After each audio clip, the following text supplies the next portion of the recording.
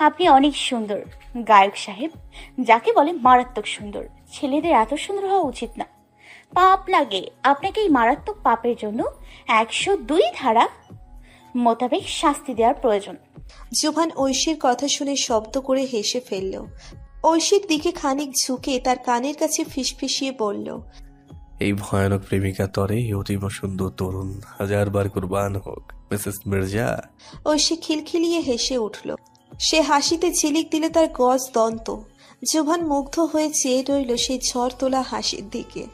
ঐশী হাসি থামালে জুভান মিহি সুরে বলল, এই শহরে আজ থেকে সকল প্রেমিকার হাসি নিষিদ্ধ করা হোক, নাহলে সেই হাসিতে সেই শহরের সকল প্রেমিকে ধ্বংস নিশ্চিত। ঐশী বুঝল না, মুখ ফুলিয়ে বলল, আপনি কঠিন করে কথা বলছেন। মধ্যরাত এখন। নীরবভূমি নামক সুবিশাল বাড়ির এক রুমে দুজন যুবক যুবতী আদিম খেলায় মগ্ন হয়ে আছে। রাতের কতগুলো প্রহর কেটে যাওয়া পর তারা দুজনেই ক্লান্ত হয়ে ফিনফিনে সাদা রঙের ব্ল্যাঙ্কেট গায়ে দিয়ে শুয়ে পড়ে। কিন্তু যুবকটার চোখে এই মুহূর্তে ঘুমের রেশমাত্র নেই। সে সিলিংয়ের দিকে তাকিয়ে আনমনে কি যেন ভেবে যাচ্ছে। কিছু সময় পর পাশ ফিরে তার পাশে নিশ্চিন্তে ঘুমিয়ে থাকা মেয়েটাকে এক পলক দেখল। তৎক্ষণাৎ ঘৃণায় তার সারা শরীর রিরি করে উঠল। বিদেশি এই মেয়েকে দেখে সম্পূর্ণ মেয়ে জাতির উপর এক অদ্ভুত বৃতৃষ্ণা জন্মাচ্ছে তার। ওর এতকালের জং পড়া মনে কি সব অদ্ভুত অদ্ভুত ভাবনা আসছে। আচ্ছা, সব মেয়েরাই কি টাকার কাঙাল? বস্তা ভরা টাকা পেলে এরা সবাই যে কোনো ছেলের সাথে শুতে দ্বিধাবোধ করে না? এতটা সস্তায় মেয়েগুলো? ছি, মানুষ বলে মেয়েরা নাকি মায়ের জাত। তারা বরং ওরা থাকতো সূর্যের মতো তেজস্বী। আত্মসম্মান হতো উত্তপ্ত লোহার ন্যায়। জুভান এসব উল্টোপাল্টা ভেবেই নাক কুচকাল। রাতের আধার অনেকটাই কেটে গেছে। সাদা রঙের আকাশে একটু আধটু লালাফো আভা ছিটকে পড়ছে। আলো ফুটলেই জুভানের আবার স্টুডিওর উদ্দেশ্যে বেরোতে হবে। ফটোশুট আছে একটা। জুভান বিছানা ছেড়ে উঠে বসল। পাশের ঘুমিয়ে থাকা মেয়েটাকে ঘুম থেকে ওঠার তাগাদা দিয়ে হাঁটু অবধি সাদা রঙের টাওয়েল জড়িয়ে শাওয়ার নিতে ওয়াশরুমে চলে গেল। প্রায় ঘণ্টাখানেক পর জুভান ওয়াশরুম থেকে বের হয়। ভিজে স্নিগ্ধ শরীর তার, অগোছালো চুলগুলো থেকে টপটপ করে পানি পড়ছে। পানির ফোঁটাগুলো তার গলা বেয়ে ক্রমশ নিচে গড়িয়ে পড়ছে। ফ্লোরে থাকা কালো রঙের কার্পেট একটু আধটু ভিজে গেছে তার শরীরের পানির ছিটের কারণে। জুভান চুল ছাড়তে ছাড়তে চোখ মেলে বিছানার দিকে তাকায়। এখনো ওই বিদেশি মেয়েটা ঘুমিয়ে আছে। জুভান রেগে গেল। কাজ শেষ হওয়া সত্ত্বেও এসব বাজারি মেয়েদের নিচের বিছানায় ঘুমিয়ে থাকা তার মোটেও পছন্দ না। জুভান রেগে এগিয়ে গিয়ে মেয়েটার গায়ে থেকে চট করে ব্ল্যাঙ্কেটটা সরিয়ে দিল। সাথে সাথে মেয়েটা এক লাফ দিয়ে উঠে বসে আবার ব্ল্যাঙ্কেটটা নিচের গায়ে আবার জড়িয়ে নেয়। খানিকটা ভরকে গিয়ে জুভানের দিকে অসহায় নজরে তাকালে জুভান সেসব তোয়াক্কা করে না, বরং সে আরো বেশি রেগে গিয়ে বলে, এতক্ষণ ধরে ঘুম থেকে ওঠোনি কেন? আমার বাড়ি তোমার কাছে ঘুমানোর জায়গা লাগছে? Just get lost from here নাও। মেয়েটা জুভানের এত রাগ দেখে একটু ভরকে গেল, তবুও নিচের আহ্লাদি গলায় বলল, ওহ কাম অন জুভান বেবস, লেটস এনজয়। বলেই মেয়েটা থাই ক্লাসের দিকে ইশারা করলো। থাই ক্লাস থেকে দেখা যাচ্ছে এখন ভোরের রং ফুটতে দেরি আছে, কিন্তু জুভান সেদিকে তাকালো না। কারণ সে যেহেতু বলেছে তার বাড়ি থেকে বেরিয়ে যেতে মানে এক্ষুনি বেরিয়ে যেতে হবে। এই নিয়ে তার কোনো অতিরিক্ত কথা সে মোটেও পছন্দ করবে না। জুভান তাই রেগে গেল। চোখ কঠিন করে মেয়েটার কাছে গিয়ে ওর চুলের মুঠি শক্ত করে ধরল। সঙ্গে সঙ্গে চুলের গুড়ির সব পাত্তা না দিয়ে দাঁতে দাঁত চেপে বলল, আমি যখন বলেছি চলে যেতে তখন তোর সাহস কি করে হয় আমার মুখের ওপরে না বলার? বল, কথা শোনাস আমাকে? এই ইজহার জুবান মির্জাকে জানিস না আমি তোর কি হাল করতে পারি? মেয়েটা ভয় পেয়ে গেল জুভানের এই রূপ দেখে। এইরকম কঠোর মানুষ সে এ জন্মে দুটো দেখেনি। কিন্তু যতটা ও জানত জুভান একজন নরম মনের মানুষ। মিডিয়া আর নিউজ পেপারে এই ইজহার জুবান মির্জার উদারতার খুব প্রশংসা। তাহলে এই কোন লোককে দেখছে সে? জুভান আবার চুলের মুঠি ধরে জোরে টান দিলে মেয়েটা ব্যথায় কুকিয়ে ওঠে। বিদেশি ওই মেয়ে বারবার হাত জোর করে ক্ষমা চাইতে লাগলো। জুভান একটু পর নিজেই মেয়েটার চুল ছেড়ে দিল। মেয়েটা ওর থেকে ছাড়া পেয়ে চটজলদি কাপড় গায়ে দিয়ে জুভানের বাড়ি থেকে বেরিয়ে যায়। জুভান মেয়েটার যাওয়ার দিকে তাকিয়ে বাঁকা হেসে বলল, সকল মিডিয়া গণমাধ্যম জানে আমি একজন হিরো যার মন খুব বিশাল, কিন্তু কেউ জানে না যে সত্যিকারের অর্থে আমি একজন ভিলেন। আর না তারা কখনো জানতে পারবে, কারণ এই মির্জা যা লুকোতে চায় তা প্রকাশ করার সাধ্য কারণ নেই, কারণ না। বলেই বাম হাতের 2 আঙ্গুল দিয়ে নিজের কপাল কুঁচকালো জুভান। তারপর তারপর আমি আর আপনি একসাথে হাঁটবো নদীর তীর ধরে। বাতাসে আমার চুল আপনার মুখের উপর পড়তেই আপনি মুগ্ধ হয়ে তাকাবেন, আর আমি সেই ভয়ঙ্কর চাহনি উপেক্ষা করে আনমনে হাঁটতেই থাকবো। কখনোই থামবে না আমার এই পথ চলা, কারণ আপনার এই ভয়ঙ্কর চাহনি আর যাই হোক আমি সহ্য করতে পারবো না, কখনোই না, বুঝলেন গায়ক সাহেব? বলেই ঐশী খিলখিলিয়ে হেসে উঠল। হাসির প্রভাবে চঞ্চল হয়ে উঠল ঐশীর ওই 2 নয়ন। এই ঐশী, এই কি হয়েছে তোর? এই ঐশী। কারো হাঁক ডাক শুনে ঐশী পিটপিট করে চোখ খুলল। ঘুম ভাঙার সাথে সাথে ও দেখল ওর মুখের উপর ঝুঁকে আছেন ঐশীর মা কাঞ্চনা আক্তার। মাকে এভাবে ডাকতে দেখে ঐশী যার পরনায় বিরক্ত হলো। ও নাক মুখ কুঁচকে বলল, ডাকলেন কেন? কি সুন্দর স্বপ্ন দেখছিলাম। আমি শান্তিতে ঘুমোলে তোমার ভালো লাগে না, তাই না আমি? ঐশীর মা রাগে ড্রয়ারের দিকে এগিয়ে গেলেন। কাপড় কয়েকটা হাতে নিয়ে ভাঁজ করতে করতে বললেন, না, ভালো লাগে না আমার। ঘুমিয়ে এরকম ফিসফিস করে হাসলে সেটা দেখতে কারোরই দেখতে ভালো লাগে না। প্রতিদিন কি এমন স্বপ্নে দেখিস তুই যে এত হাসতে হয় তোকে? বলতে একবার। ঐশী উত্তর দিল না, কারণ ওর মনটাই খারাপ হয়ে গেছে। এতক্ষণ যা দেখছিল সব স্বপ্ন ছিল। ইস, বাস্তব হলে কি হতো তবে? কি খুশি হতো তখন ঐশী। ভাবতেই রোমাঞ্চকর লাগছে ওর কাছে। ঐশী মুখ গোমড়া করে ওয়াশরুমে চলে গেল। ফ্রেশ হয়ে রুমে এসে দেখে ওর ফোনে 5টা কল, সব ওর সবচেয়ে কাছের বন্ধু জান্নাতের। ঐশী বিছানার উপর থেকে ফোন নিয়ে কল ঘোরালো। ওপাশ থেকে ফোন রিসিভ হলে ঐশী বলে, আজ হুট করে এত কল, কিছু কি হয়েছে? জান্নাত উচ্ছ্বসিত গলায় বলল, আরে দোস্ত, একটা খুশির খবর আছে, শুনবি? ঐশী ফুস করে এক নিঃশ্বাস ছেড়ে বলল, না বললেও তো তুই বলবি। আচ্ছা বাদ দে, শোন, একটা গানের রিয়েলিটি শো আছে। শুনছি সেই শোতে জাজ হিসাবে নাকি জুভান মির্জাও থাকবে। তোর তো গানের গলা ভালো, যাবি ওই শোতে? ঐশী ঠোঁট কামড়ে বেশ কিছুক্ষণ ভাবল, অতঃপর বলল, বাবা রাজি হবে? তুই রাজি কিনা বল। তুই রাজি হলে আঙ্কেল এমনিতেই রাজি হয়ে যাবে। ঐশী বেশ খানিকটা ভেবে বলল, ঠিক আছে। জান্নাত শোয়ের ডিটেলস বলে ফোন রেখে দিল। ঐশী ফোনটা বিছানার উপর রেখে দিয়ে ভাবল, ও কি ঠিক কাজ করছে? এভাবে একটা শোতে পার্টিসিপেট করা কি ওর উচিত হচ্ছে? কিন্তু কে জানতো ঐশীর জীবন এই গানের রিয়েলিটি শো এর কারণে অন্যদিকে মোড় নেবে। এতটা বছর যার ভালোবাসা মনে লালন করেছিল, আজ তাকে আর একটা মডেলের সাথে খুব প্যাশনেটলি লিপকিস করতে দেখে বুকটা ছ্যাদ করে উঠল ঐশীর। শোতে এসেছিল ও, ভেবেছিল গানের তালে তালে এই জুভান মির্জার সম্পর্কে আরো জানতে পারবে, কিন্তু এত বেশি যে জেনে যাবে সেটা ঐশী কল্পনাও করেনি। জীবনের সেরা অভিজ্ঞতা ছিল এটা। হুট করে সেই চুম্বনরত মডেলটা ঐশীকে লক্ষ্য করে, সাথে সাথে এক ছিটকে সরে আসে জুভানের থেকে। হয়তো নিজের কেরিয়ারের ভয় পাচ্ছে, কখন কি লিক হয়ে যায় বলা তো যায় না। ঐশী ব্যাপারটা বুঝতে পেরে থতমত খেয়ে যায়। নিজের কাজে বাধা পড়ায় জুভান খুব বিরক্ত হয়। মুখ থেকে বিরক্তিসূচক শব্দ বের করে বলে, হোয়াটস রং? মেয়েটা আঙুল দিয়ে ঐশীর দিকে ইশারা করে। ঐশী এতে বিব্রত বোধ করে। নিজেকে আড়াল করার চেষ্টা করতে গেলে জুভান তাচ্ছিল্যের হাসি দিয়ে এবার মেয়েটার কাছে চলে আসে। ঐশীর দিকে তাকিয়ে বলে, she is just a contestant, let me do my work, don't bother me. বলেই জুভান আবার মেয়েটার ঠোঁট নিচের দখলে নিয়ে নেয়, যেন ঐশীর উপস্থিতি এই স্থানে খুব নগণ্য। ঐশী পুরো ব্যাপারটাই খুব কষ্ট পায়। কেন পায় সে নিজেও জানে না। নিজেকে খুব কষ্টে সামলে নিয়ে এই জায়গা ছেড়ে মেকআপ রুমে চলে এলো। টেবিল থেকে সাইড ব্যাগ নিয়ে বের হয়ে গেল মেকআপ রুম থেকে। চলোই যাক এই শো। করবে না ও এই শোতে পার্টিসিপেট। রাগে দুঃখে কান্না আসছে ওর, কিন্তু কেন আসছে জানে না। ঐশী জানে সেলিব্রিটিদের ক্ষেত্রে এটা খুব স্বাভাবিক।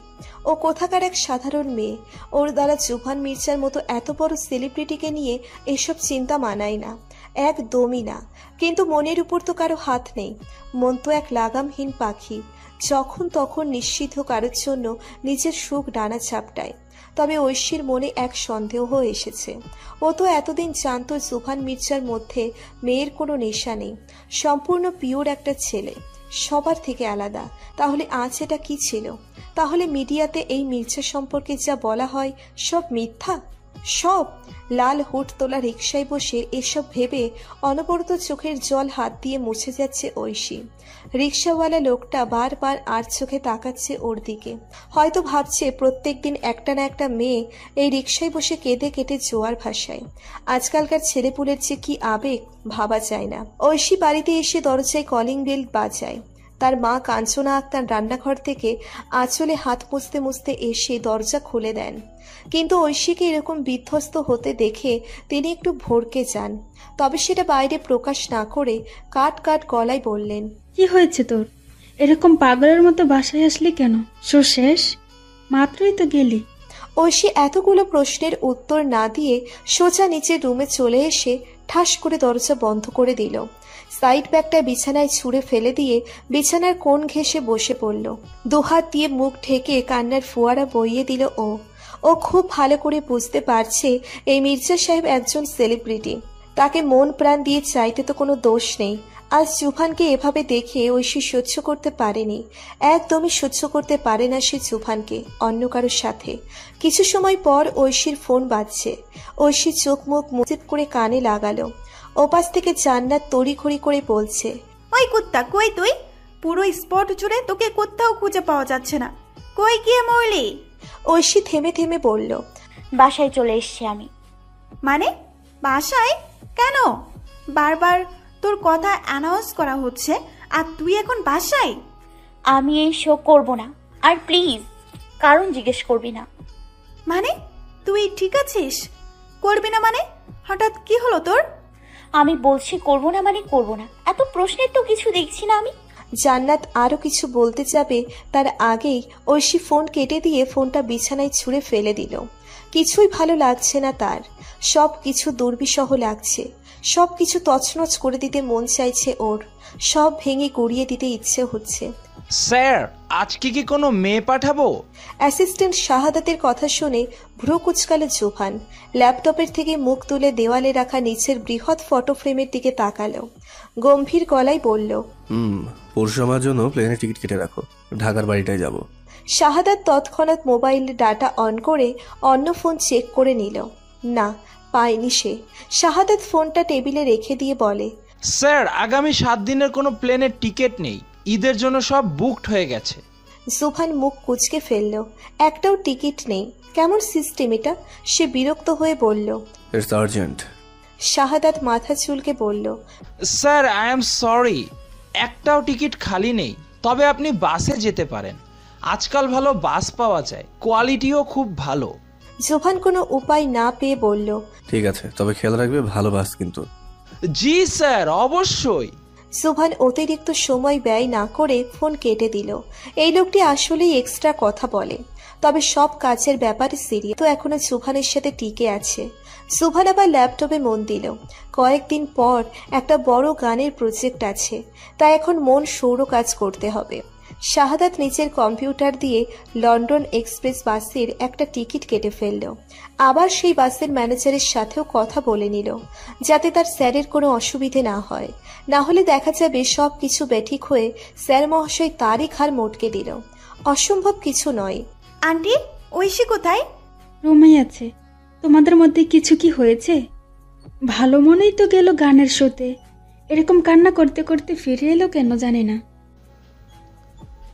বলেই রেগে দাঁত কাটল জান্নাত। ঐশীর মা হেসে চায়ের কাপটা নিয়ে স্বামীর রুমে যেতে যেতে আবারও ফিরে তাকালেন। মৃদু হেসে বললেন, তোমাদের ব্যাপার তোমরাই জানো। রুমেই আছে, দেখো রুম থেকে বের করতে পারো কিনা। বলেই তিনি রুমে চলে গেলেন। জান্নাত ঐশীর মায়ের যাওয়ার পথপানে তাকিয়ে আবারও উষ্ণ নিঃশ্বাস ফেলল। এই ঐশী মেয়েটাকে এত বছরেও সে বুঝে উঠতে পারেনি। কখনো একদম শান্ত মাটির মতো, আবার কখনো রণমূর্তির রৌদ্রের ন্যায়। ভাবনার মধ্যে আবারও শোনা গেল এক দীর্ঘশ্বাসের শব্দ, সাথে শোনা গেল কতগুলো পদধ্বনির শব্দ। ঝটপট পায়ে এগিয়ে গেল ঐশীর রুমের দিকে। রুমে প্রবেশ করতেই বাথরুম থেকে পানির আওয়াজ কানে আসলো জান্নাতের। এই মেয়েটা কি এই আসরের সময় গোসল করেছে? জান্নাত এগিয়ে গিয়ে বিছানায় বসল। ঐশীর ফোনটা নিয়ে নড়াচড়া করতে করতে বারবার বাথরুমের দিকে তাকাতে লাগলো। না, আজ একটা বোঝাপড়া করতে হবে। ঐশীর জন্যই তো শোয়ের পরিচালক খেপে গেছে ওর উপর, যা নয় তাই বলে বকেছে ওকে। একটু পর ঐশী টাওয়েল নিয়ে চুল মুছতে মুছতে বাথরুম থেকে বের হলো। বিছানার উপর জান্নাতকে বসে থাকতে দেখে বিন্দুমাত্র বিচলিত হয় না ঐশী। পরোয়া না করে ড্রেসিং টেবিলের সামনে গিয়ে মুখে ক্রিম দিল, হাত পায়েও দিল, অতঃপর শরীরে বডি মিস্ট দিয়ে ফেলল জান্নাতের দিকে। চুলে বিদেশিদের মতো টাওয়েল পেঁচিয়ে জান্নাতের পাশে এসে বসলো। জান্নাত এখনো বেটে চোখে তাকিয়ে আছে ঐশীর দিকে। ঐশী জোরে এক হাঁপ ছেড়ে দিয়ে বলল, আমি শোতে কমফোর্ট ফিল করছিলাম না, তাই চলে এসেছি, এছাড়া আর কিছুই না। জান্নাত কিছুক্ষণ ঠোঁট কামড়ে ওর দিকে খানিক তাকিয়ে ধুম করে এক কিল বসিয়ে দিল ঐশীর পিঠে। ঐশী একটু পিছিয়ে গিয়ে নিজেকে সামলে নিল। জান্নাত আরো গুটি কয়েক থাপ্পড় বসিয়ে দিয়ে বলল, কুত্তা হারামি শয়তান ছেড়ে, তোর জন্য ওই খাটাস বেটা আমারে যা নয় তাই বলেছে। আমি আনস্মার্ট, খ্যাত, এসব মিডিয়া শো আমার জন্য নয়, আরো কত কি, সব তোর জন্য। আরে আজব তো, আমার জন্য তোকে মারতে যাবে কেন? আমি বলেছিলাম তুই আমার বেস্টি, তাই ফেসে গেছি ইয়ার। ঐশী জবাব দিল না, মাথা নিচু করে বসে রইল নীরব। জান্নাতের ঐশীর ওই শান্তরূপ সহ্য হলো না, হাত দিয়ে ধাক্কা দিয়ে বলল, কি হয়েছে তোর, এত নীরব কেন? সত্যি করে বলতো, শোতে তোর সাথে আসলে কি হয়েছিল? কি হয়েছে বান্তপি, বলতো। ঐশী আর যাই হোক জান্নাতের কাছে কিছুই লুকায় না। এখন তোর মনে হয় ওর বাসর রাতের দিন যা যা হবে সবই এই অপদার্থকে বলবে। আর রাখতে পারল না। ঐশী পেটের মধ্যে গুছিয়ে রাখা কথাগুলো এক এক করে বলল জান্নাতকে। সব শুনে জান্নাত খুব বেশি আফসোস করলো না। সে খুব স্বাভাবিক গলায় বলল, এটাই স্বাভাবিক, এইসব নামি দামি লোকেরা বাহিরেই এক আর ভেতরে এক, এরা কখনোই মিডিয়াতে নিজের আসল সত্য প্রকাশ করে না। আর তুই এটা নিয়ে এত মন খারাপ করিস না তো। আমি তোরে আমার বিটিএস এর মোস্ট হ্যান্ডসাম ভিকে তুলে দিয়ে দিলাম, তুই এর নিয়ে সুখে থাক। তাও ওই ক্যারেক্টারলেস মির্জারে তুই ফুইলা যা। ঐশী চোখ টিপে তাকালো জান্নাতের দিকে। জান্নাত ঐশীর তাকানো দেখে আমতা আমতা করে বলল, আচ্ছা বাদ দে, ভিয়ের হাফ আমার হাফ তোর, পুরোটা দেওয়া যাবে না কিন্তু। ঐশী জান্নাতের কথা শুনে এক হাত ছেড়ে দিয়ে মুখ ঘুরিয়ে নিল। কি করবে ও? এই মির্জা ছাড়া ওর আর কারো কাছে মন বসে না, ওই সাদা চামড়ার ছেলেদের কাছেও না। মনটা বারবার সেই গায়ক মহাশয়ের কাছেই আহত হয়। কি করবে ও? আরে কেমন আছেন মিস্টার? দিনকাল কেমন যাচ্ছে আপনার? সব ঠিক আছে তো? আজ হুট করে নিজের মুঠোফোনে মন্ত্রী শাহিদুল হকের কল দেখে চোখ মুখ খানিক বিস্ময় খেলে গেল ঐশীর বাবা আশরাফুল হাবিবের। পেশায় তিনি একজন পুলিশ অফিসার, তবে আজ মন্ত্রীর কল করার ব্যাপারটা তার আন্দাজ করতে মোটেও কষ্ট হয়নি। তাই তিনিও ধারালো গলায় বললেন, হঠাৎ আমার ভালো মন্দ জানার আপনার এত ইচ্ছা হওয়ার কারণ জানতে পারি? শাহিদুল হক মুখের পানির লাল রঙা থুতু গাড়ির জানালা দিয়ে রাস্তায় ছুঁড়ে ফেললেন। মেয়েকে হাসি হেসে বললেন, কি আর করার, আজকাল আপনার এক এক কাজ আমাকে আপনার কথা স্মরণ করতে বাধ্য করে। আমার আর কি দোষ বলেন? আশরাফুল অতিমাত্রায় তেতে উঠলেন, তবে মুখে মধু রেখেই বললেন, এসব কথা বাদ দিয়ে মোদ্দা কথায় আসেন। ঠিক বলেছেন, এসব ঘোরাফেরা কথা না বলাই ভালো। আপনার কাছে একটা মেমোরি আছে তাই না? ওটা আমার চাই যে। আসলে কি বলেন তো, আমার বিরুদ্ধে কারো কাছে কোনো প্রমাণ আছে, তাহলে আমি সেটা অক্ষত থাকতে দিই কিভাবে বলুন তো? দায়িত্ব আছে না একটা। আশরাফুল কঠিন গলায় বললেন, আপনি ভুল জায়গায় কল দিয়েছেন। আমি ওই মেমোরি কার্ড কখনোই আপনাকে দেব না, মরে গেলেও না। আরে আপনি তো আমাকে পথ দেখিয়ে দিয়েছেন মশাই, তা মেমোরি দিবেন না যেহেতু, তাহলে তো আপনার মরে যাওয়াই ভালো। আর আপনার একটা যুবতী মেয়েও আছে শুনেছি, ওকে একটু টেস্ট করা যাবে সেই সুবাদে, কি বলেন? শাহিদুল হকের কণ্ঠ কেমন হিংস্র শোনালো। আশরাফুল এতে একটু বিচলিত হলেন, তবুও অভয় গলায় বললেন, এসব ভয় অন্য জায়গায় দেখান, আমাকে না। তাহলে ওই কথাই রইল, কাল তো হবে না, তাই পরশু আমরা আসছি আপনার বাসায়। 10-12 জন হবে কিন্তু, খাতিরদারি যাতে ভালো হয়, না হলে কিন্তু গ্যাচাং, ঠিক আছে? আশরাফুল কিছু বলার আগেই ফোন কেটে গেল। এসব কথা শুনে তিনি যে ভয় পাননি তা কিন্তু না, বেশ গায়েই লেগেছে কথাগুলো। নিজের জন্য ভয় পান না তিনি, কিন্তু জোয়ান মেয়ে তার, এসব কুৎসিত মানুষদের কোনো ভরসা নেই। যদি তার পবিত্র মেয়ের গায়ে আঁচড় লেগে যায়। আতকে উঠলেন আশরাফুল। এসব ভাবতে ভাবতেই চায়ের কাপটা হাতে তুলে নেন তিনি, কিন্তু লক্ষ্য করেন চায়ের কাপটা মৃদু কাঁপছে। কিন্তু তার পরপরই উপলব্ধি করলেন চায়ের কাপ নয়, বরং তার দুহাত মৃদুমন্দ কাঁপছে। তিনি আবারও কাপটা টেবিলে রেখে দিলেন, কপাল দুহাত দিয়ে ধরে চিন্তায় মগ্ন হলেন। মেয়েকে তার শহর থেকে দূরে কোথাও পাঠিয়ে দিতে হবে, খুব দূরে, এসব অমানুষদের হাতের নাগালের বাইরে, আর সেটা খুবই শীঘ্রই।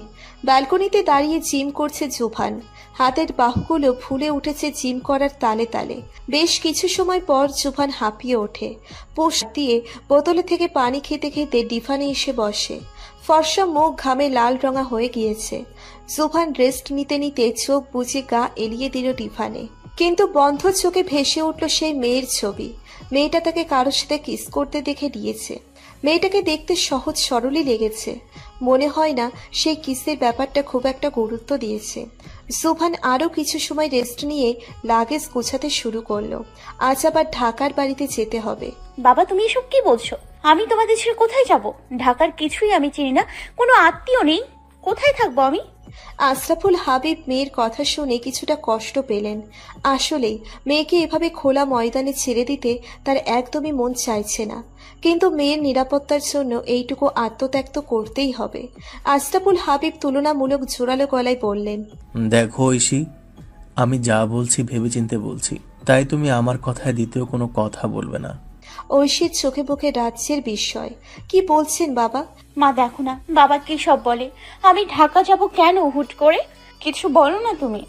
এভাবে সোনা আক্তার মুখ ঘুরিয়ে আঁচল দিয়ে চোখ মুছলেন, আবারও মেয়ের দিকে ফিরে বললেন, দেখ ঐশী, বাবা যা বলেছেন ভেবেই বলেছেন। বাবা নিশ্চয়ই তোমার মন্দ চাইবেন না, তাই যা বলছেন অমত করবে না তাতে।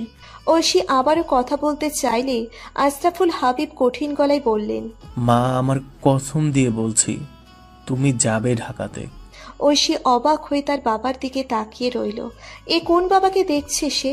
যে বাবা একটা মুহূর্তের জন্য তাকে নিজের থেকে আলাদা করেনি, আজ সেই বাবাই তাকে একা একা শহর থেকে দূরে পাঠিয়ে দিচ্ছে। ঐশী চোখ মুছে বলল, ঠিক আছে যাবো আমি, তাও তোমরা খুশি থাকো। বলেই ঐশী চেয়ার থেকে উঠে হনহন করে বেরিয়ে গেল ঘর থেকে। অভিমানের পাহাড় জমেছে তার ছোট্ট মনে। নিজের বাবা মায়ের এই ব্যাপার তাকে অনেক কষ্ট দিয়েছে, কিন্তু এরকম কেন হচ্ছে? লন্ডন এক্সপ্রেস বাস স্টেশনের সামনে দাঁড়িয়ে আছে ঐশী। আশরাফুল হাবিব মেয়ের মাথায় হাত বুলিয়ে নানা রকম আশ্বাস দিচ্ছেন, পারলে মেয়েকে নিচের বুকের ভেতর নিয়ে যান, তাও যদি এসব অমানুষের হাত থেকে মেয়েকে বাঁচানো যেত। ঐশী মন ভার করে সামনে তাকিয়ে আছে। এখনো পর্যন্ত একটাও কথা বলেনি সে, বলবেও না। কেন বলবে? কোনো বাবা কি এমন করে নিজের মেয়ের সাথে? আশরাফুল হাবিব মেয়ের মন বুঝতে পারলেন। পকেট থেকে নিজের ওয়ালেট বের করে ডেবিট কার্ড মেয়ের দিকে এগিয়ে বললেন, মামনি। ঐশী মুখ ভার করে ফিরে তাকালো নিজের বাবার দিকে। আশরাফুল নিজের কার্ডটা ঐশীর দিকে এগিয়ে বললেন, এই কার্ড আমার অনেক আগের, তোমার জন্য একটু একটু করে টাকা জমিয়েছিলাম। এটা সেই টাকার কার্ড, কিন্তু মনে রেখো অকারণে এই টাকা খরচ করবে না। আজ থেকে তোমার অনেক কিছু সামলাতে হবে, তোমার জীবনের অনেক দেখা অদেখা বিষয়ের মোকাবেলা করতে হবে, নিজের সৎ উপায়ে টাকা রোজগার করতে হবে। কিন্তু যখন আর্থিকভাবে খুব বেশি ভেঙে পড়বে তখনই এই টাকাটা খরচ করো। ঐশী কিছুটা অবাক হয়ে কার্ডের দিকে তাকিয়ে আছে। এসব কথার মানে কি? ঐশী হাজার খানেক দ্বিধা নিয়ে কার্ডটা হাতে নিল, বাবার দিকে ফ্যালফ্যাল চোখে তাকিয়ে রইল। যা হচ্ছে কিছুই মাথায় ঢুকছে না, কিন্তু এইটুকু আন্দাজ করছে বাস এসে পড়েছে। ঐশী ভারী মন নিয়ে বাসের দিকে তাকালো। আশরাফুল হাবিবের মেয়ের গলায় একটা লকেট পরিয়ে দিলেন। ঐশী অবাক হয়ে গলায় হাত দিল। আশরাফুল লকেট পরিয়ে দিয়ে মেয়ের দিকে ফিরলেন, বললেন, এই লকেটে কিছু আছে। যেদিন তুমি তোমার জীবনের সবচেয়ে মূল্যবান কিছু হারিয়ে ফেলবে, সেই দিন তুমি এই লকেট খুলবে, সেই দিনই তুমি তোমার সব উত্তর পেয়ে যাবে। কিন্তু খবরদার, তার আগে কিন্তু এই লকেট খুলবে না। ঐশীর মনে হয় আজ শুধু অবাক হওয়ার দিন। একটার পর একটা চমক পেয়েই যাচ্ছে ও, কিন্তু মুখ স্বাভাবিক রেখে বলল, ঠিক আছে। বাস ছেড়ে দিবে আর কিছু সময়ের মধ্যেই। আশরাফুল হাবিব মেয়ের কপালে চুমু দিয়ে বললেন, বাবার খুব মনে পড়বে তার রাজকন্যার কথা। ঐশীও অভ্যেসবশত বাবার চুল এলোমেলো করে দিয়ে বলল, আমারও খুব মনে পড়বে তোমাদের কথা। আশরাফুল হাবিব লক্ষ্য করলেন তিনি অনেক ইমোশনাল হয়ে যাচ্ছেন, তাই সব বেঠিক হওয়ার আগেই ঐশীকে বাসে তুলে দিলেন। যত সময় বাস দেখা যায় ততক্ষণ তাকিয়ে রইলেন একে অপরের দিকে।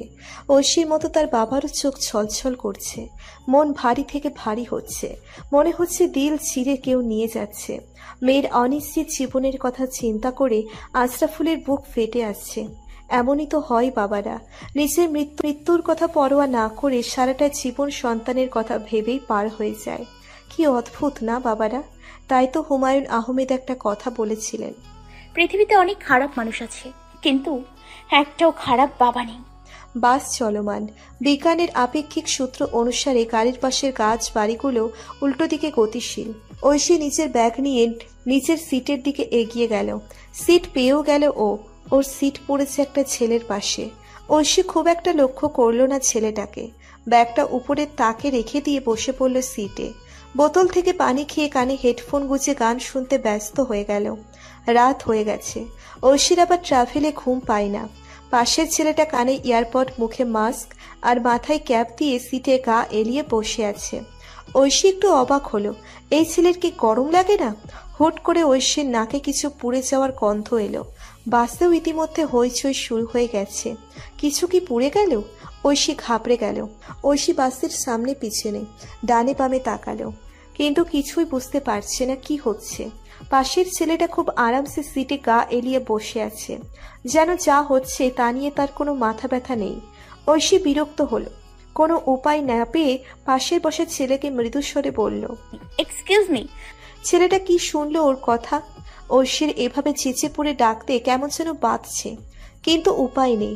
বাসের দায়িত্বহীন ড্রাইভারদের অবহেলার কথা আজকাল প্রতিনিয়ত খবরে দেখাচ্ছে। ঐশী আবারও মুখ ঘুরিয়ে ছেলেটার দিকে তাকালো। ফোন স্ক্রল করছে। ঐশী আবার নিজের উঠে দাঁড়ালো। বাসের ড্রাইভারের কাছে এসে দেখলো ড্রাইভার আর হেল্পার কিছু একটা কথা বলছে আর ড্রাইভ করছে। ঐশী ওদের দিকে তাকিয়ে বলল, এক্সকিউজ মি, আপনার কি কোনো কিছু পড়ার গন্ধ পাচ্ছেন? হেল্পার ঐশীর কথা শুনে আঙ্গুল উঁচিয়ে নিচের জোরালো গলায় বলল, জি, আমি তো সেই কখন থেকে পাচ্ছি। এই কাকু, আমার কথা কোনো গুরুত্ব দিচ্ছেন না? আমার মনে হয় ইঞ্জিনে কিছু হয়েছে। ঐশী সব শুনে কঠিন চোখে ড্রাইভারের দিকে তাকালো। ড্রাইভারটা দাঁত কেলিয়ে বলল, আসলে আমার নাক বন্ধ ছিল, তাই গন্ধ পাই নাই। দাঁড়ান, আমি দেখতাছি। ঐশী ভ্রুকুটি করে নিচের সিটে এসে বসে পার্ক করে বাস থেকে বেরিয়ে গেল। একটু পর বাসের হেল্পার বাসে উঠে এসে সবাইকে উদ্দেশ্য করে বলল, সবার দৃষ্টি আকর্ষণ করছি, আমাদের বাসের ইঞ্জিন পুড়ে গেছে, তাই বাস এখন আর গন্তব্যে পৌঁছাতে সক্ষম নয়। আমরা খুবই দুঃখিত। আপনারা সবাই নিজ নিজভাবে ঢাকায় ফিরে যান। এখন থেকে ঢাকা মাত্র 2 ঘন্টার রাস্তা। তবে একটা উপায় আছে, আমাদের ঢাকার বাসগুলো অন ডিউটি আছে। আপনারা চাইলে আমরা ময়মনসিংহ থেকে আরেকটা বাস আনাতে পারি, তবে অনেক সময় লাগবে। তত সময়ে অন্য গাড়ি দিয়া ঢাকা পৌঁছানো সম্ভব। আমরা আসলেই আমাদের সার্ভিস নিয়ে অত্যন্ত দুঃখিত। ঐশী ভ্রু উঁচু করে তাকালো। বাসের সবার চোখে মুখে বিরক্তি, কিন্তু ঐশীর চিন্তা, ও একা একটা মেয়ে এতদূর যাবে কি করে? ক্ষতি হলে? জুভান হেল্পারের কথা শুনে এয়ারপড খুলে মোবাইল থেকে চোখ তুলে তাকালো। ইঞ্জিন পুড়ে গেছে শুনে জুভানের চোয়াল শক্ত হয়ে গেল। এসব কিসের সার্ভিস? আগে থেকে দেখে রাখবে না? আজ ওই শাহাদাতের সাথে কড়া গলায় দুটো কথা না বললেই হচ্ছে না। জুভান নিজের ব্যাগ কাঁধে উঠিয়ে বাস থেকে নেমে গেল। এক এক করে বাসের বাকি সবাই নেমে গেল। ঐশী আর কোনো উপায় না পেয়ে নিজেও ব্যাগ নিয়ে বেরিয়ে গেল বাস থেকে। জুভান একটু দূরে হেঁটে যাচ্ছে। ঐশী আর কোনো উপায় না পেয়ে সাইড ব্যাগ শক্ত করে ধরে জুভানের পিছনে পিছনে হেঁটে এলো। জুভান ঐশীকে আসতে দেখে হাতন ফিরল। সেদিনের মেয়েটা ওর পিছু পিছু আসছে কেন? ভ্রু কুঞ্চিত করে বলল, Why are you following me? আপনি কি ঢাকা যাবেন? ঐশীর কথা শুনে জুভানের কুঞ্চিত ভ্রু আরো কুঞ্চিত হয়ে গেল। কেমন প্রশ্ন! একসাথে ঢাকার বাসে উঠেছে, তার মানেই ঢাকায় যাচ্ছে? জুভান কোমরে হাত ধরে বলল, Have you lost it? ঢাকার বাসে ছিলাম আমরা। ঐশী নিজের বোকামি বুঝতে পেরে চিপ কাটল। জুভানকে এখনো দেখেনি ঐশী। মাস্ক পরা, মাথায় আর্মিদের মতো ক্যাপ, সর্বোপরি চেনা মুশকিল। ঐশীকে চুপ থাকতে দেখে জুভান কোনো রিয়াক্ট করল না। পকেট থেকে ফোন বের করে কাকে যেন কল দিল। ফোন রিসিভ হলে সুবহান বলল, গাড়ি পাঠাও, আমি অ্যাডভান্স সেন্ড করছি। Quick quick. সুবহান দ্বিতীয় কথা না বলে ফোন কেটে দিল। ঐশী সুবহানের দিকে অসহায় নজরে তাকালো। সুবহান সেটা লক্ষ্য করে ফোনের দিকে তাকিয়েই বলল, কিছু বলা থাকলে বলো, নাহলে গেট লস্ট। ঐশী কিছুটা রাগ লাগলো। এমন ভাবে কথা বলছে কেন এই লোক? এত ভাব কিসের? পরক্ষণে ঐশী ভাবল, না, তাকে মাথা গরম করলে চলবে না। এই লোকটাই এখন শেষ ভরসা। ঐশী সুবহানের থেকে দূরত্ব রেখে আরো একটু সরে গেল। ওর দিকে তাকিয়েই বলল, আমাকে লিফট দেবেন আপনার গাড়িতে? সুবহান ফোনের দিকে তাকিয়েই ভ্রু কুঁচকে ফেলল। লিফট? সুবহান ফোন অন রেখেই ঐশীর দিকে ফিরল, বলল, ভয় করে না একটা অচেনা ছেলের কাছে লিফট চাইছো? ঐশী কথাটা শুনে ভেতরে ধক করে উঠল। আসলেই লিফট চাইছে, তাও একটা অজানা ছেলের কাছে? কেন? সে জানে না। ঐশী নিজেকে সাহসী দেখাতে মাথা নেড়ে বলল, ভয় কেন পাবো? আপনি বাঘ না ভাল্লুক? সুবহান কিছু সময় ঐশীর দিকে তাকিয়ে আবারও ফোনের দিকে তাকালো, বলল, সেটা তোমরা মেয়েরাই ভালো জানো। ঐশী সুবহানের কথা শুনে আক্রোশ নিয়ে বলল, কটা মেয়ের সাথে চলেছেন আপনি? সব মেয়ে এক না, যেমন আমি আপনাদের মতো ছেলেদের ভয় পাই না। সুবহানের হাসি পেল ঐশীর কথা শুনে, কিন্তু হাসি ব্যাপারটা ওর ডিকশনারিতে নেই, তাই হাসি আটকে বলল, জাস্ট ফরগেট ইট। ঐশী পায়ের কাছে একটা কালো রঙের পাথর লাথি দিয়ে রাস্তার একটু দূরে সরিয়ে বলল, আপনি ভালো আছেন তাই সব ভেবেই লিফট চেয়েছি, তাহলে কি চাইতাম? সুবহান অবাক হলো। ফোন থেকে চোখ তুলে ঐশীর দিকে তাকালো, চমক কণ্ঠে বলল, আমি ভালো? কে বলেছে তোমাকে? না হলে মাঝরাত পর্যন্ত একটা মেয়ে আপনার পাশে বসেছিল, চাইলে তো অনেক কিছু করতে পারতেন, যেমন হাতে টাচ করা, গায়ে এনিয়ে বেনিয়ে হাত লাগানো, কিন্তু আপনি তো ফিরেও তাকাননি, তাই বুঝেছি। আর এই বাসে তো একটাই মেয়েও নাই, মাত্র একটা ছোট্ট পিচ্ছি মেয়ে ছিল। যুবতী বলতে সে একাই ছিল, তাই আর কাউকে বিশ্বাস না করে আপাতত তাকেই করলো। মেয়েটা একটু বেশি কথা বলে। সে এই কথার প্রত্যুত্তর না করে আবারও ফোনে মশগুল হয়ে গেল। ঐশী সাইড ব্যাগ থেকে ফোন বের করে ওর বাবাকে কল দিল, কিন্তু বন্ধ দেখাচ্ছে। ঐশী প্রায় অনেকবার কল দিল, কিন্তু বারবার বন্ধ দেখাচ্ছে। ঐশী রাগে ফোনটা ঝট করে আবার ব্যাগে রেখে দিল। বুকে হাত গুটিয়ে মুখ ফুলিয়ে দাঁড়িয়ে রইল। মনে মনে বুলি আওড়ালো, বাবা খুব খারাপ খারাপ খারাপ। গাড়ি এসে গেছে ওদের। সুবহান ছিল সিটের দরজা খুলে বসে গেল। ঐশী সুবহানের দিকে তাকালো। সুবহান ঐশীকে এখনো গাড়িতে উঠতে না দেখে বিরক্ত হয়ে বলল, হোয়াট? সঙ্গের মতো দাঁড়িয়ে আছো কেন? না গেলে বলো, আমি চলে যাচ্ছি। ঐশী চোখ নামিয়ে এদিক ওদিক তাকিয়ে আবারও সুবহানের দিকে তাকালো। ভয় ভয় গলায় বলল, আপনি কি সামনে বসবেন একসাথে এভাবে পিছন সিটে? সুবহান এক নিঃশ্বাস ফেলে পিছনের সিটের দরজা খুলে সামনের সিটে এসে বসে গেল। ঐশী ব্যাগ শক্ত হাতে আঁকড়ে ধরে ধীরে ধীরে পিছনের সিটে এসে বসলো। গাড়ি চলমান। গাড়ির ড্রাইভার এক নজরে সামনে তাকিয়ে ড্রাইভ করছে। সুবহান ফোন স্ক্রল করছে।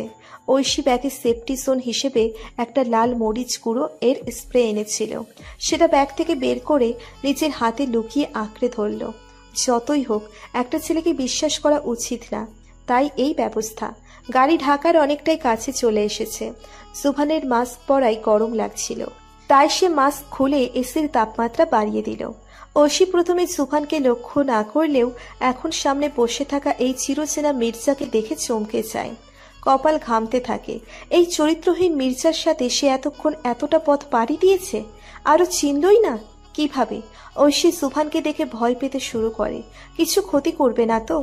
ঐশী মরিচ স্প্রেটা আরো জোরে আঁকড়ে ধরে চিৎকার দিয়ে বলে, stop the car, I say stop the car right now. সুবহান অবাক চোখে পিছন ফিরল। ঐশী ভয়ে প্রায় কেঁদে দেওয়ার মতো অবস্থা। সুবহান ভাবছে হঠাৎ করে কি হলো এই মেয়ের। সুবহান অবাক চোখে পিছন ফিরল। ঐশী ভয়ে প্রায় কেঁদে দেওয়ার মতো অবস্থা। সুবহান ভাবছে হঠাৎ করে কি হলো এই মেয়ের। ঐশী সুবহানকে এরূপ তীক্ষ্ণ চোখে তাকিয়ে থাকতে দেখে মরিচ স্প্রেটা সুবহানের সামনে বের করে আবারও জোরালো গলায় বলল, কি হলো? গাড়ি থামাতে বললাম না, থামাচ্ছে না কেন? সুবহান ঐশীর পাগলামি দেখে ফুস করে এক নিঃশ্বাস ফেল। ঐশী বারবার ঢোক গিলছে আর ভয়ার্ত চোখে সুবহানের দিকে তাকিয়ে আছে। সুবহান এতে কোনো ভাবান্তর না করে ভ্রু আঁকাবাঁকা করে ফট করে ঐশীর হাত থেকে মরিচ স্প্রেটা নিজের হাতে নিয়ে নিল।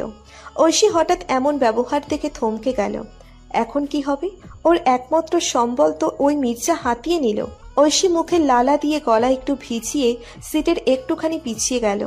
সুভান স্প্রের বোতল একটু নেড়ে চেড়ে আবারও ঐশীর দিকে তাকালো। ভ্রুকুটি করে বলল, লাল মরিচ শুধু নাকি আর কোনো মরিচ আছে এতে? ঐশী নাক ফুলিয়ে রাগ দেখিয়ে বলল, তাতে আপনার কি? এক্ষুনি গাড়ি থামান, আমি নেমে যাব। সুভান প্রত্যুত্তরে না করে স্প্রেটা নিচের কাঁধ ব্যাগে রেখে দিল।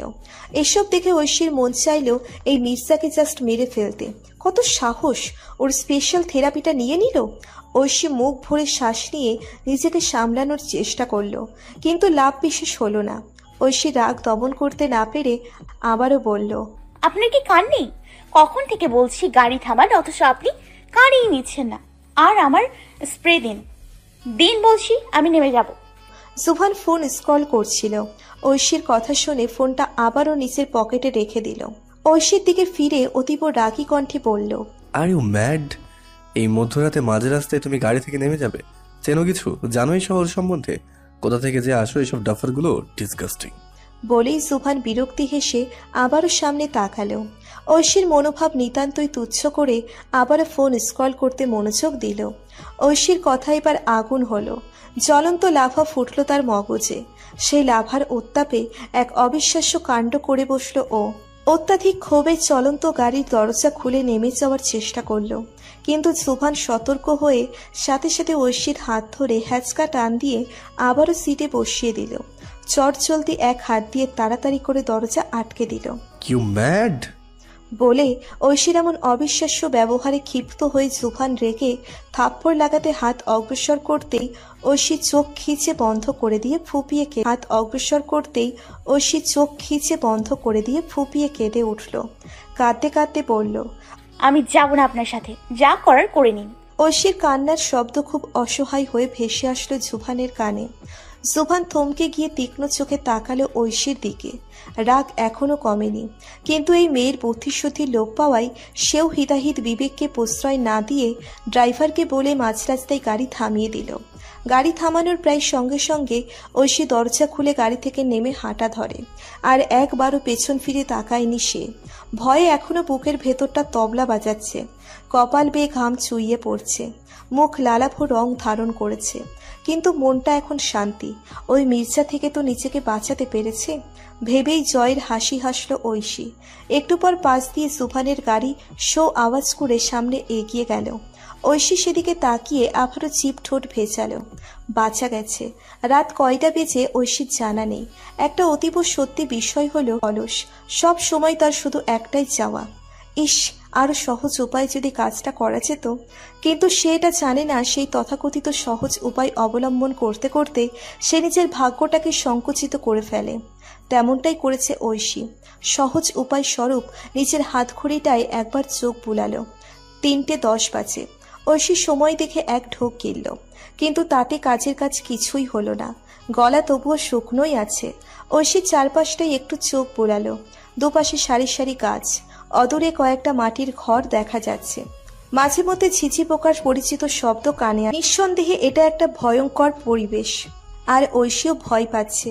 ঐশী ভয়কে পাশ কাটিয়ে বিসমিল্লাহ বলে সাইড ব্যাগটা শক্ত করে ধরে হাঁট। 3টে ছেলে হেলে তুলে হাঁটছিল রাস্তা ধরে। আজ জুয়া খেলে নেশাটা ভালোই হয়েছে। মাথা চক্কর দিচ্ছে। কুচকুচে কালো রঙের ছেলে আকাশ দুলতে দুলতে বলল, মামা আইজও খেললাম আর গিললামও। এখন একটা মাইয়া পাইয়া গেলে তো রাইটটাই ফুরফুরে হইয়া যাইব, কি কস? সজীব নামের ছেলেটা কোনো উত্তর না দিয়ে মাতাল গলায় কান ধরল। মাই নেম ইজ শিলা, শিলা কি জাবানি। বাহ কি জাওয়ানি!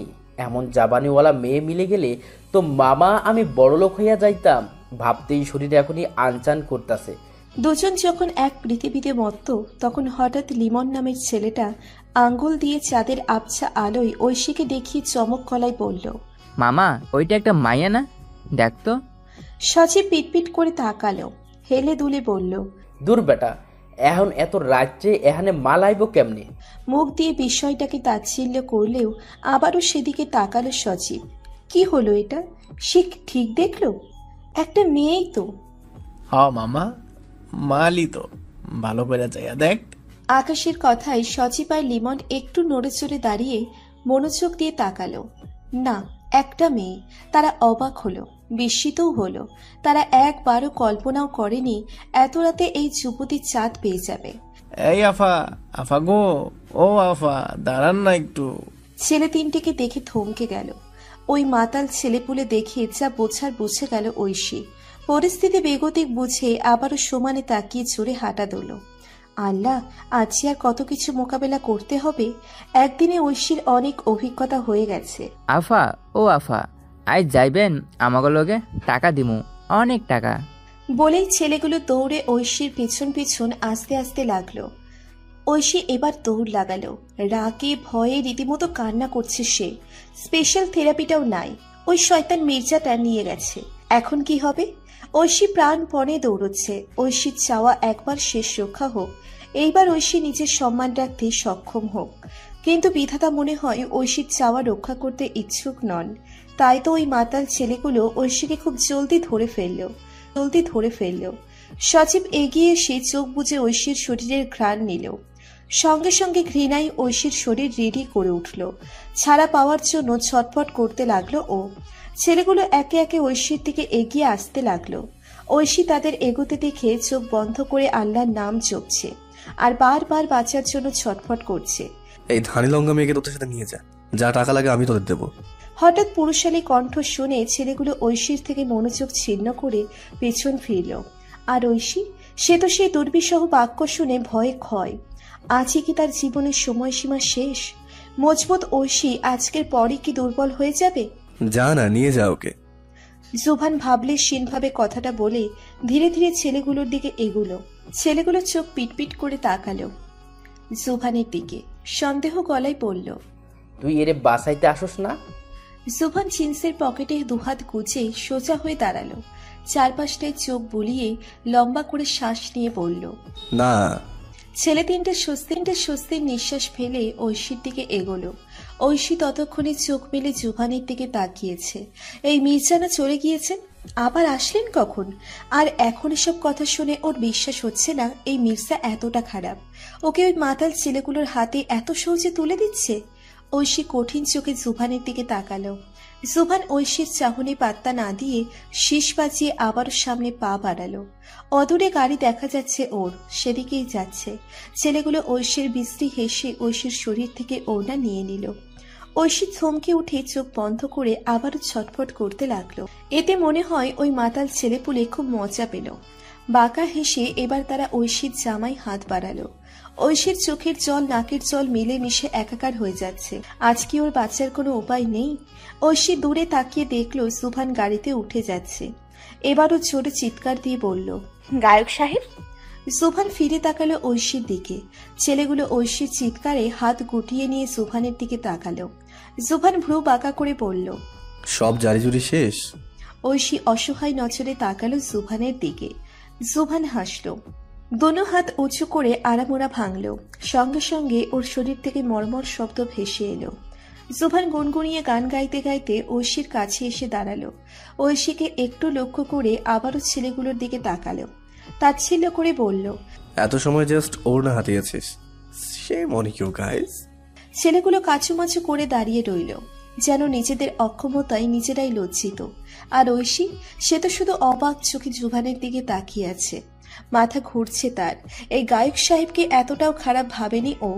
জুভান সজীবের হাত থেকে ওড়নাটা ফট করে নিয়ে নিল। ওরা এতে বোকার মতো জুভানের দিকে তাকালো। জুভান বলল, মেয়েটার হাত ছাড় আর আমার দিকে তাকা। দেখ আমি কিভাবে 2 মিনিটে কাজ হাসিল করি, ওকে? ছেলেগুলো অভূত হয়ে মাথা নাড়ালো। জুভান এগিয়ে এসে ঐশীর গায়ে ওড়না জড়িয়ে দিয়ে সরে এলো। Now I will play the game. Ready guys? ছেলেগুলো যেন তুমুল উৎসাহ পেল। সম্মতি জানাতে হুড়হুড় করে মাথা নাড়ল ওরা। ঐশী এসব দেখে ভড়কে গেল। জলদি মাথা নেড়ে কাঁদো কাঁদো গলায় বলল, প্লিজ। সুভান শুনে বাঁকা হাসল।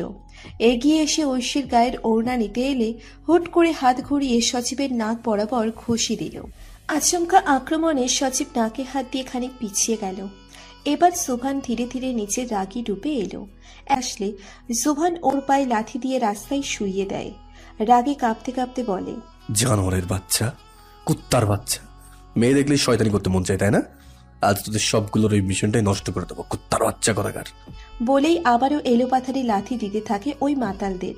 ঐশী একপাশে কাচুমাচু হয়ে দাঁড়িয়ে আছে। বেশ ভয় পেয়েছে মেয়েটা। ছেলেপুলে যখন মাটিতে কাতরাতে ব্যস্ত, তখন সুভান ঐশীর দিকে তাকিয়ে কটমট গলায় বলল, ঢাকা যেতে পারবে তো? ওকে, তাহলে চলো, আমি চলে যাচ্ছি। একে একে হেঁটে 6 কিলোমিটার পাড়ি দিও, যথেষ্ট পাগলের দল। বলেই সুভান হেঁটে গিয়ে গাড়িতে উঠে গেল। ঐশী যা ভয় পেয়েছে তাতে একা একা যাওয়ার সব শখ মিটে গেছে ওর। তাই চুপচাপ নিজের সাইড ব্যাগ আঁকড়ে ধরে গাড়ির কাছে এসে দাঁড়ালো। সুভান ঐশীকে দেখিয়ে কিছু বলল না। এক তাচ্ছিল্যের হাসি দিয়ে দরজা খুলে সামনের সিটে এসে বসল। ঐশী চুপচাপ পিছন সিটে বসে দরজা আটকে দিল। গাড়ি চলছে। সুভানের রাগ এখনো সপ্তমে চড়ে আছে। তাই তো এক হাত জানালায় রেখে বাইরে তাকিয়ে আছে। দৃষ্টি শূন্যে ভাসছে, চোখের নজর কঠিন। ঐশী নিজের ওড়নার শেষাংশ ধরে মাথা নিচু করে বসে আছে। একটু পর ঐশী মনে হলো ওর স্মৃত নজর কঠিন। ঐশী নিজের ওড়নার শেষাংশ ধরে মাথা নিচু করে বসে আছে। একটু পর ঐশী মনে হলো ওর স্মৃত ওই মির্জার কাছে। একটু পর ঐশীর মনে হলো ওর স্মৃত ওই মির্জার কাছে। তাই ও মাথা তুলে সুভানের দিকে তাকিয়ে বলল, আমার স্প্রে। সুভান হিংস্র চোখে পেছন ফিরল। ঐশীর দিকে তাকিয়ে কঠিন সুরে বলল, আমার উপরে অ্যাপ্লাই করার জন্য? ঐশী এক ঢোক গিলল। আসলেই তো, যে ওকে এই ভয়ঙ্কর বিপদ থেকে রক্ষা করেছে তাকেই এখন ঠিকমতো ভরসা করতে পারছে না কেন?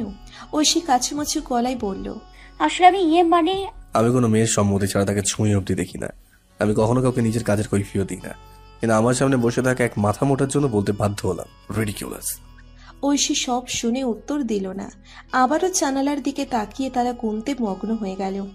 জুভান এক উষ্ণ নিঃশ্বাস ফেলে ব্যাগ থেকে মরিচ স্প্রেটা নিয়ে সেটা ঐশীর দিকে বাড়িয়ে বলল, নাও। ঐশী জানালার থেকে মুখ সরিয়ে ছট করে জুভানের হাত থেকে স্প্রেটা নিয়ে নিজের ব্যাগে রেখে দিল। জুভান অবিশ্বাস্য নয়নে ঐশী আবারও সামনে তাকালো। এই মেয়েটা কিসের তৈরি? খোদা, এত অবিশ্বাস কোথা থেকে আমদানি হয়? ফজরের আজান দিচ্ছে। গাড়ি জুভানের বাড়ির সামনে এসে থামলো। জুভান গাড়ি থেকে নামতে নামতে ড্রাইভারকে বলল, চাচা, আপনি মেয়েকে সেফলি ওর বাসায় পৌঁছে দিয়েন। বলেই ঐশীর দিকে তাকালো। ঐশী ততক্ষণে ঘুমে কাহিল। জুভানের রাগ লাগলো। সারা রাত ওকে এত চিন্তায় ফেলে এখন নিশ্চিন্তে ঘুমানো হচ্ছে। জুভান গাড়ির সিট থেকে পানির বোতল নিয়ে এক অজালা পানি ছিটিয়ে দিল ঐশীর চোখে মুখে।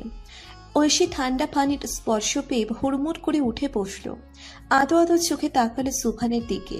সুভান হাত করে দেখতে দেখতে বলল, অ্যাড্রেস বলো তোমার, ড্রাইভার চাচা পৌঁছে দেবেন। ঐশী কি বলবে এখন? কোনো উত্তর যে নাই ওর কাছে। ঐশী কাচুমাচু গলায় বলল, আমার ঢাকায় কোনো ঠিকানা নেই। হোয়াট? সুভান তীক্ষ্ণ চোখে তাকিয়ে বলল। বাতাসও সেই নিঃশ্বাসে মিশে গিয়ে উষ্ণ হলো। ঐশী বলল,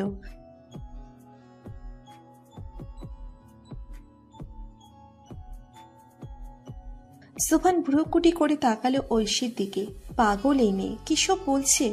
সুভান বলল, এখনো মাত্র ভোর সকাল, এখন একা রাস্তায় বের হওয়া মুশকিল। আপাতত আমার বাসায় চলো, পরে না হয় দুপুরে চলে বাসাতে খুঁজতে বের হবো।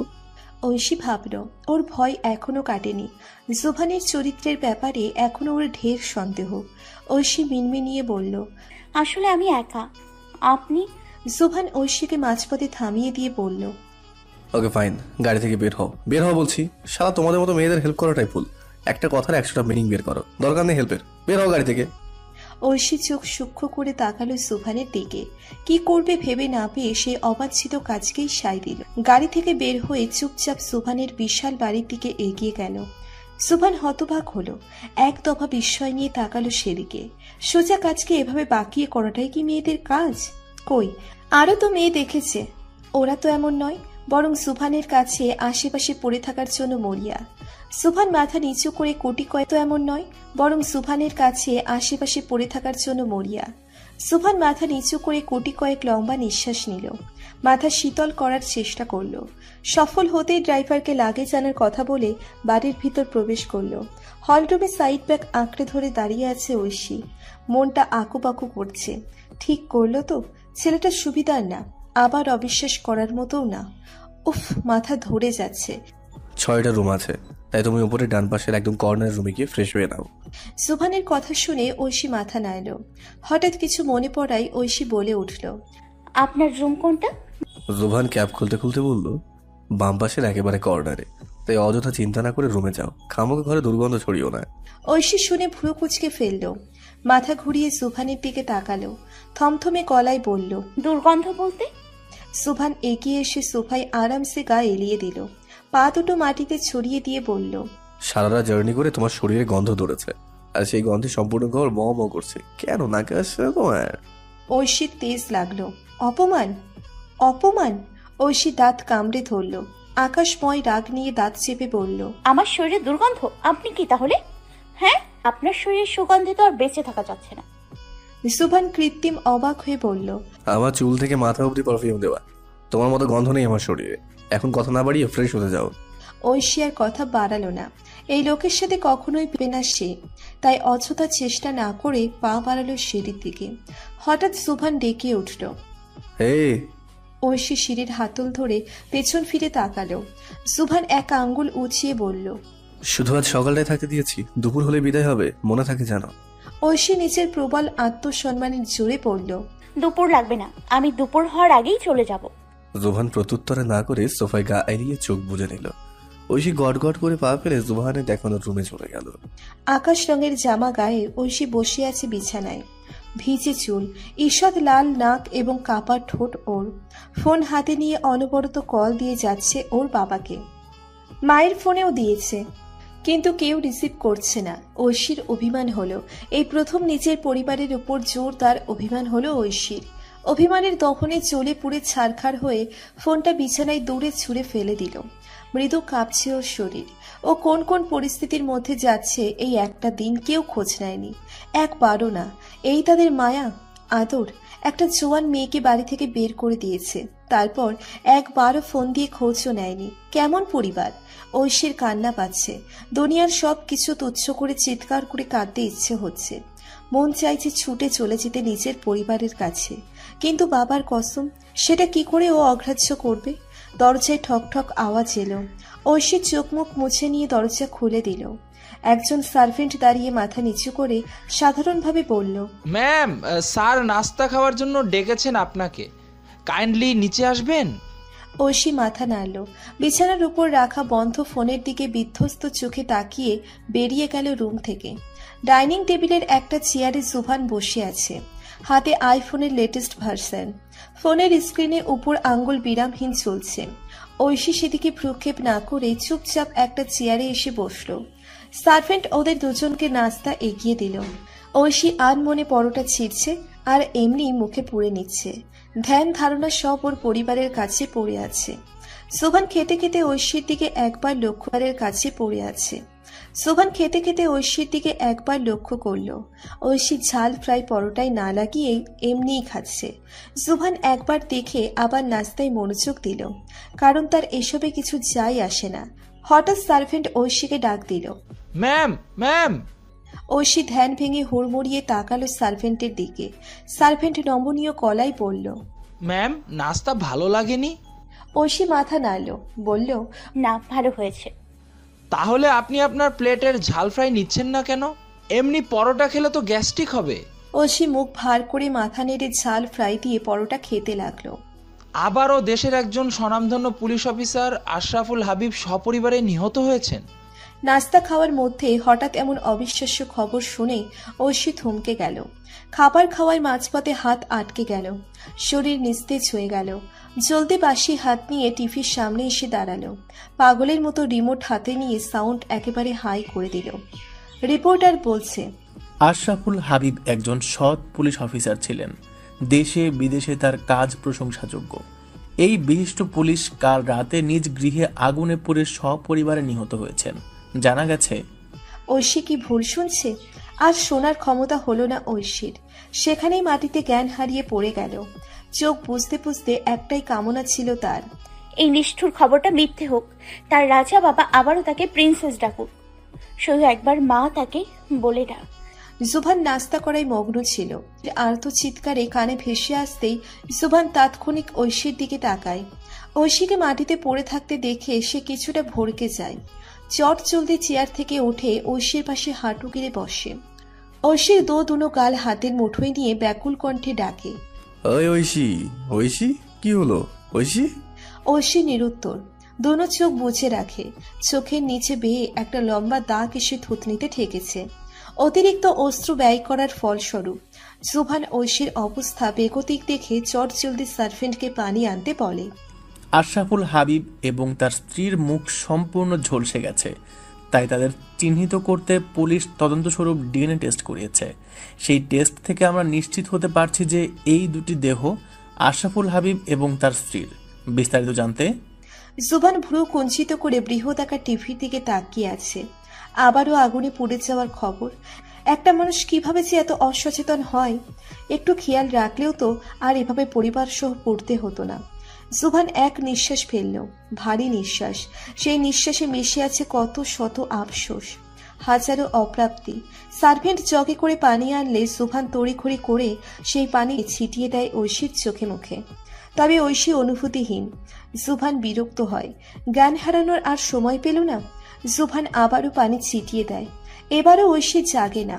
জুভান শেষ পর্যন্ত হাল ছেড়ে দিয়ে ঐশীকে পাঁচকোলা করে কোলে তুলে নেয়। জুভানের এতে একটু অস্বস্তি হয়, তবে কোনো উপায় যে নেই। ঐশীর হাত মাটির দিকে অনুভূতিহীন ঝুলে আছে। জুভান একবার ঐশীর দিকে তাকিয়ে আবারও সামনে তাকালো। হন্ততন্ত হয়ে ঐশীকে গাড়িতে তুলে ড্রাইভারকে হসপিটালের উদ্দেশ্যে যেতে বলল। ঐশীর হাতে স্যালাইন লাগানো, অনুভূতিহীন বেডের এক অংশ জুড়ে শুয়ে আছে। চোখগুলো থেকে মাঝে মধ্যে টিপটিপ পানি গড়িয়ে পড়ছে। গাল থেকে বালিশ। অজ্ঞান অবস্থায় কি কাঁদছে মেয়েটা। এত কষ্ট কিসের এই ছোট্ট মেয়ের? কি নেই ওর কাছে? একটা পরিবার আছে, জীবনের সবটুকু সময় আগলে রাখার জন্যে একজন বাবা আছেন। তাহলে কিসের কষ্ট, কিসের অপ্রাপ্তি?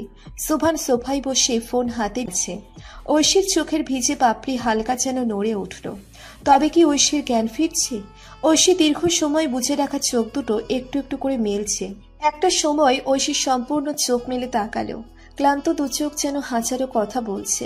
চোখের নিচটাই লম্বাটে দাগ যেন চিৎকার করে বলছে, শুনছো পৃথিবী, আমি একেবারে অসহায় হয়ে গেছি। এই নিষ্ঠুর মৃত্যু আমার বাবাকে কেড়ে নিয়েছে, সারাদিন বকে যাওয়া মাটাকেও কেড়ে নিয়েছে। শুনছো মৃত্যু, তুমি সফল হয়েছ। একটা সন্তানের আর্তনাদ শোনার ইচ্ছে তোমার পূর্ণ হলো। এবার খুশি তো তুমি? ঐশী অনুভূতিহীনভাবে তাকিয়ে আছে মাথার উপর ঝুঁকে থাকা ফ্যানটার উপর। হাতের রকে বহমান চঞ্চল লাল নীল ব্যথাটা যেন তুচ্ছ কোর কাছে। জুভান ঐশীর জ্ঞান ফিরতে দেখে সোফা থেকে উঠে ঐশীর কাছে চেয়ার টেনে বসল। ঐশীর দিকে তাকিয়ে দু চারটে বড় কথা শোনাতে গেলে দু চোখে অশ্রুর ফোঁটা দেখে দমে গেল।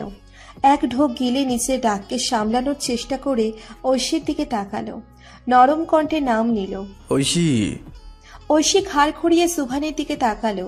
শুষ্ক ঠোঁট দুটো নাড়িয়ে বলল, দুপুর হয়ে গেছে, আমি চলে যাব। আমার আর কষ্ট করতে হবে না আপনার। সুভান ঠোঁট মেলে মলিন হাসল। ফোনটা অন করে একবার চোখ বুলিয়ে আবারও ঐশীর দিকে তাকালো।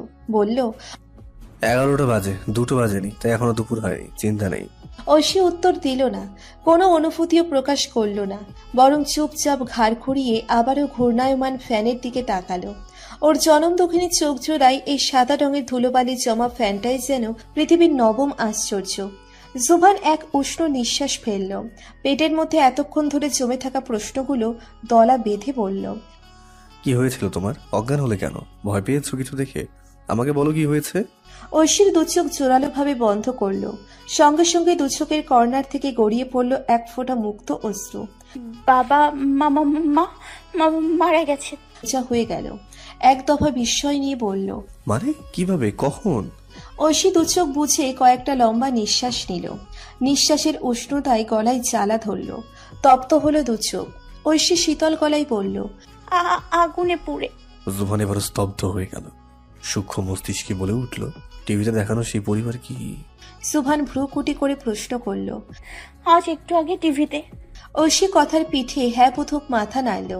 সুভান সব শুনে এক দীর্ঘশ্বাস ফেলল। কাউকে কোনোদিন সান্ত্বনা দেয়নি ও, কিন্তু আজ মনে হলো এই মেয়েকে সামলানোর জন্যে সান্ত্বনা দেওয়াটা খুব জরুরি। কিন্তু সে তো পারে না। তবে কি তার সান্ত্বনা দেওয়াটা শিখে নেওয়া উচিত ছিল? সুভান ব্যর্থতার নিঃশ্বাস নিল। মিস্টার মির্জা। ডাক্তারের কণ্ঠ শুনে সুভান ঘাড় ঘুরিয়ে দরজার দিকে তাকালো। সুভান চেয়ার থেকে উঠে দাঁড়িয়ে ডাক্তারকে ভেতরে আসতে বলল। বয়স্ক ডাক্তার গম্ভীর মুখে ভেতরে প্রবেশ করলেন। ডাক্তার ঐশীকে পর্যবেক্ষণ করে সুভানের দিকে তাকালেন, বললেন, মিস্টার মির্জা, রোগীর জ্ঞান ফিরেছে, মানে এখন উনি বিপদমুক্ত। কিন্তু একটা কথা মাথায় রাখবেন, খুব বেশি মানসিক চাপের কারণেই তিনি জ্ঞান হারিয়েছেন। তাই নেক্সট টাইম যাতে কোনোরূপ প্রেশার ওনার উপরে না পড়ে। আর আমি এখন কতকটা ওষুধের প্রেসক্রাইব করে দিচ্ছি, মেডিসিনগুলো ঠিকমতো যাতে নেওয়া হয়।